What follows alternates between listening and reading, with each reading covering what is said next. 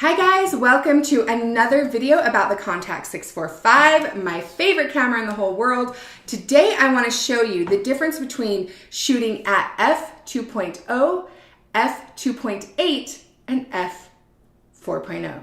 Those are pretty much the three that I usually leave it on. I do a 5.6 occasionally when I'm doing large group shots, but most of the time it's 2.0 and 2.8. And some people think, can there even be that big of a difference between 2.8 and 2.0? And the truth is, yes, there is.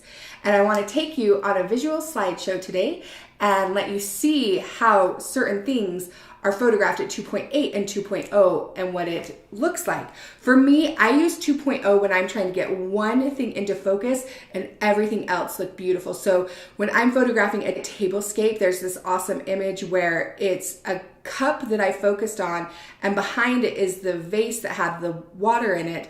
And it really looks like a painting. It's so beautiful. When I photograph lips, eyelashes, I want to get some beautiful movement. I want everything to look really dreamy and one part to look sharp. I photograph at 2.0. If I'm going for a more general in focus, like two people in focus, 2.8, but they have to be on the same plane. If one's back a little, they will be out of focus.